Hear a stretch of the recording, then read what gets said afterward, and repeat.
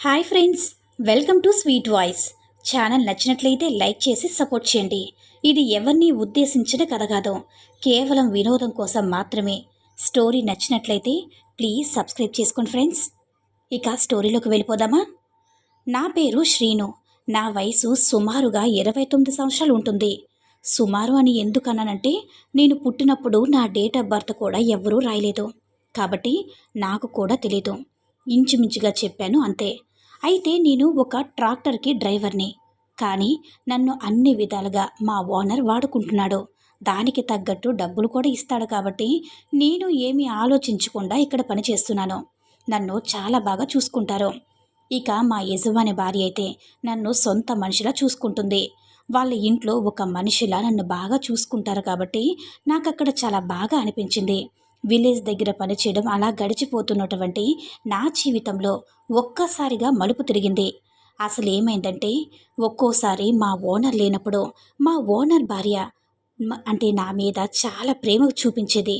నేను అంతలా పట్టించుకోలేదు, కానీ తను మాత్రం అప్పుడప్పుడు నా మీదకి వస్తుంటే నేను ఏదో అలా అనుకోకుండా వచ్చిందేమో అని అనుకున్నాను.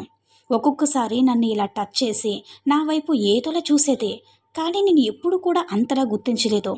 ఒకరోజు సడన్గా మా ఓనర్ గారు వేరే ఊరికి వెళ్ళారు. అయితే నన్ను ఈరోజు మా ఇంట్లోనే ఉండు, ఎందుకంటే రాత్రి మళ్ళీ మీ అమ్మగారు భయపడుతుంది, తనకు తోడుగా ఉండమని చెప్పాడు. దానికి నేను సరే అయ్యగారు ఉంటానని చెప్పాను. అలా ఆ రోజు నేను కాపలాగా ఉన్నాను. ఆ రోజు మొదటిసారి కావడంతో నేను ఏమైనా అనుకుంటానేమో అని నన్ను ఎలా అయినా సరే తన వైపు తిప్పుకోవాలని అనుకుంది. కానీ ఏం చేయాలో తనకి అర్థం కాక నా దగ్గరికి వచ్చి కొంచెం సేపు మాట్లాడి అలానే పక్కకు కింద పడుకుంది. నేను చెప్పాను, అమ్మగారు మీరెందుకు ఇక్కడ కింద పడుకుంటున్నారు? లేచి లేచి వెళ్ళి మీ బెడ్రూమ్లో పడుకోండి అని అన్నాను. దానికి తను, మీ అయ్యగారు లేనిది నేను రూమ్లో పడుకోలేను, నాకు చాలా భయం, నిద్రలో నాకు ఉలిక్కిపడే రోగం ఉందని కూడా చెప్పింది. దానికి నేను, అవునా, సరే అమ్మగారు, అయితే కొంచెం దూరంగా వెళ్ళి పడుకున్నాను. కొంచెం సేపటి తర్వాత ఒక్కసారిగా కరెంటు పోయింది. తను సడన్గా లేచి నా పక్కకు వచ్చి నన్ను పట్టుకుంది. కరెంటు పోయింది కాబట్టి భయపడి పట్టుకుందేమో అని నేను కూడా అలానే అనుకున్నాను. కానీ నన్ను అలా పట్టుకుని నలిపేస్తుంది. అమ్మగారు ఏం చేస్తున్నారు అని చెప్పాను. దానికి తను, నాకు చీకటంటే చాలా భయం వేస్తుంది, నాకు భయం వేసినప్పుడు మీ అయ్యగారిని కూడా ఇలానే పట్టుకొని గట్టిగా ఉండేదానని, కరెంటు వచ్చే వరకు నన్ను ఏమీ అనుకో, నేను చెప్పినట్టు చే, లేకపోతే నేను చీకట్లో చాలా భయపడతాను, మళ్ళీ నాకు ఏమైనా అవుతుందేమో అని చెప్పింది. దానికి కూడా నేను సరే అమ్మగారని చెప్పి ఏమీ అనకుండా అలానే ఉన్నాను. తను మాత్రం నన్ను ఏదేదో చేస్తుంది. అలా తను చేస్తున్నప్పుడు నాలో ఏదో తెలియని కొత్త ఫీలింగ్ కూడా స్టార్ట్ అయింది. నేను కూడా తన వైపు తిరిగి అలాగే గట్టిగా పట్టుకున్నాను.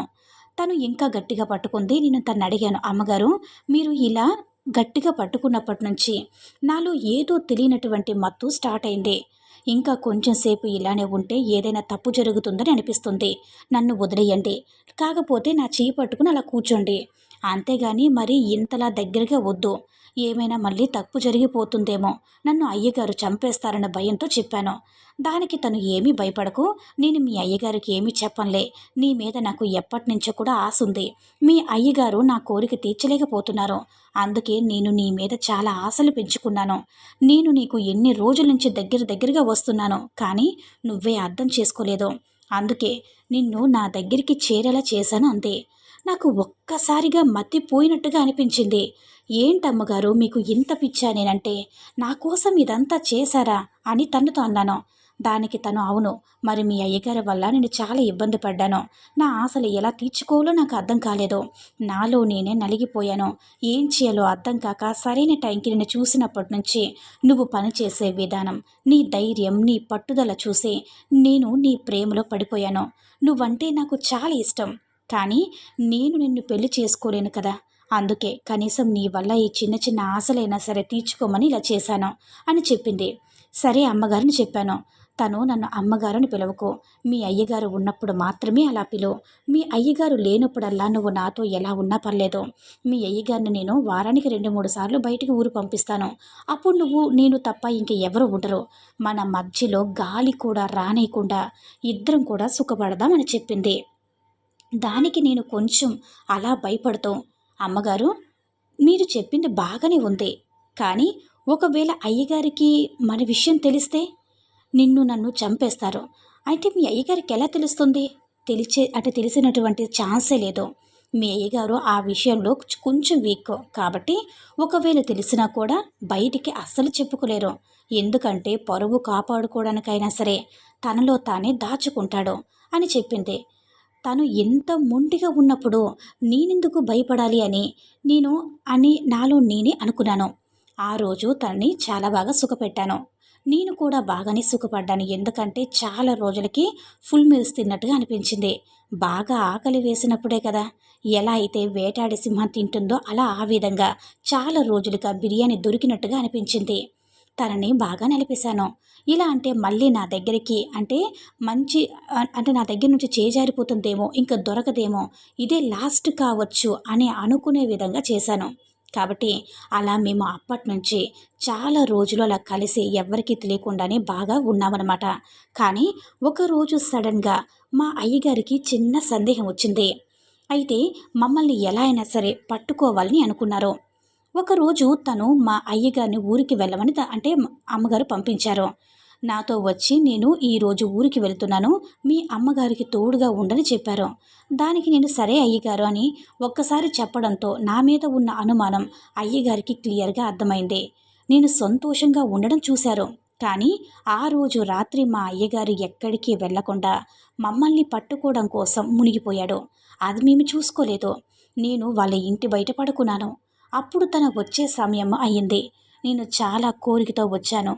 ఈరోజు తనని ఇంకా బాగా ఇద్దరం కూడా బాగా ఉండాలని అనుకున్నాము. కరెక్ట్గా తను బయటకు వచ్చే సమయానికి బయట కుక్కలు అరవడం స్టార్ట్ చేశాయి. నాకు ఒక చిన్న డౌట్ వచ్చి మీరు లోపలికి వెళ్ళిపోండి చెప్పేశాను. దానికి తను కూడా సరే అని చెప్పి లోపలికి వెళ్ళిపోయింది. కుక్కలు అరవడం ఆపాయి.